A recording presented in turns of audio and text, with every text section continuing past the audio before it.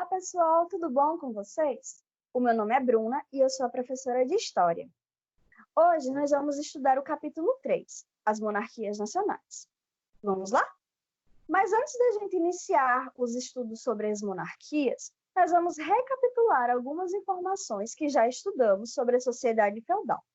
Bem, a sociedade feudal ela era composta por uma nobreza, um clero, camponeses e burgueses.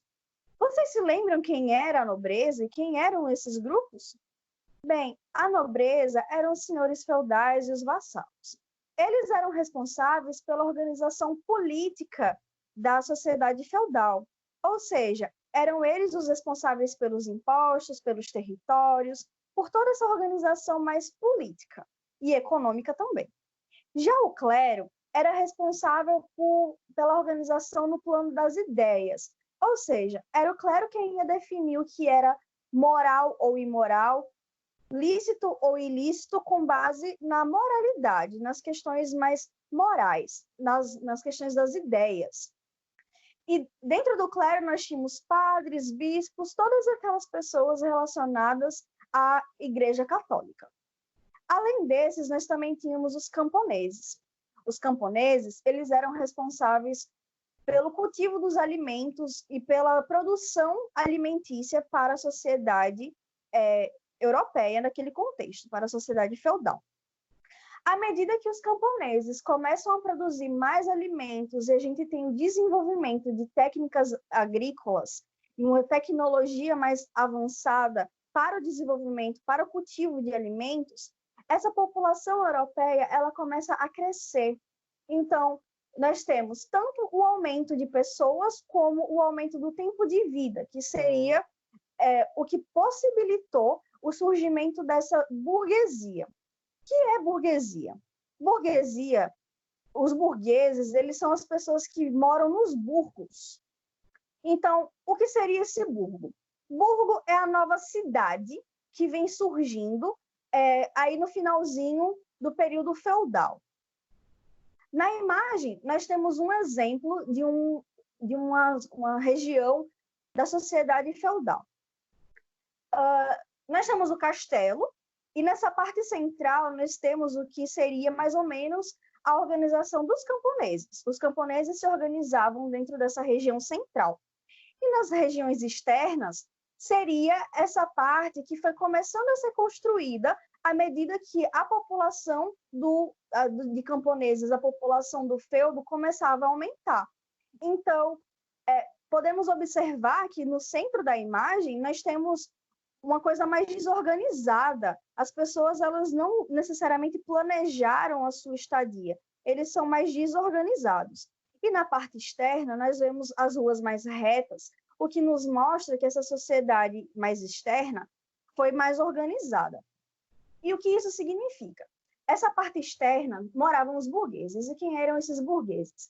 Os burgueses eram os artesãos, os comerciantes, as pessoas que produziam sapatos, produziam roupas, trabalhavam em tabernas, trabalhavam como cozinheiros, trabalhavam nos mais diversos tipos de trabalhos de uma cidade.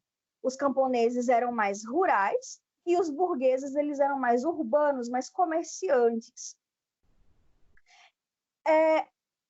À medida que essa sociedade aumenta, nós também temos o aumento de doenças, nós também temos o aumento de conflitos, e nós começamos a ter transformações sociais que vão gerar uma monarquia mais para frente. Então, a partir do século XI, nós temos o iniciozinho da formação dessa monarquia. Mas antes da gente pensar sobre essa formação dessa monarquia, precisamos primeiro entender o que é uma monarquia. Monarquia é uma palavra de origem grega, monarquia, que significa governo único ou de um só. A monarquia seria assim, mono, significa um. Arquia significa governo. Então, monarquia seria governo de uma pessoa só, que, por exemplo, podemos tomar como exemplo os reis, né? Os reis, eles são monarcas, pessoa que governa sozinha, é apenas um governante. Mas o que contribuiu para a formação das monarquias modernas lá no século XI, a partir do século XI até o século XV? Nós temos vários fatores que contribuem para a formação dessa monarquia. Então, nós temos na sociedade feudal uma crise social, política e econômica muito forte. Nós começamos a enfraquecer o poder dos senhores feudais. Mas por que esses senhores feudais eles começam a ficar enfraquecidos? Bem, eles eram os responsáveis pelas guerras, eles eram responsáveis por cuidar da sociedade quando nós tínhamos grandes pestes, e esses senhores feudais eles começam a ficar mais empobrecidos devido a grandes guerras, devido a grandes conflitos. À medida que esses senhores feudais perdem o poder, nós começamos a tomar, a exemplo, a centralização do poder. Nós precisamos de um poder mais centralizado, ou seja, ao invés de termos vários senhores feudais, cada um cuidando de seu feudo, nós começamos a ter um único rei, que ele é responsável por cuidar de todo o território. Esse rei ele tinha mais dinheiro e ele tinha mais poder. Junto a isso, nós também temos disputas por territórios. Então, esse rei ele começa a disputar vários territórios, seja a exemplo das cruzadas, seja a exemplo de regiões menores, mas esses reis eles começam a disputar esses territórios para estabelecer o seu poder. Quando um Estado moderno ele está bem estabelecido, uma monarquia moderna está bem estabelecida, ela tem uma grande região de território. E, além disso, nós temos também o reaquecimento da economia. Então, nós conversamos nas últimas aulas sobre as feiras. O que seriam essas feiras? A feira medieval, a feira feudal, ela é diferente da feira que nós conhecemos hoje no Brasil. Essa feira feudal era uma feira que não tinha todos os produtos que conhecemos. Nós tínhamos, por exemplo, a feira do vinho, a feira do algodão, a feira da lã. Cada feira, ela vendia um produto diferente. Mas ela começa a ser muito importante devido ao fato de começarmos a utilizar moedas, começamos a utilizar dinheiro, deixamos de ser apenas pessoas que trocavam os seus alimentos, nós utilizávamos durante a sociedade feudal o escambo, e a partir do crescimento das feiras, nós começamos a utilizar a moeda. Na imagem, nós temos um exemplo de algumas rotas comerciais que tínhamos lá na Baixa Idade Média, a partir do século XI até o século XV, mais ou menos. Aqui nós temos, nos pontinhos vermelhos, são alguns exemplos de feiras importantes que nós tínhamos na Europa.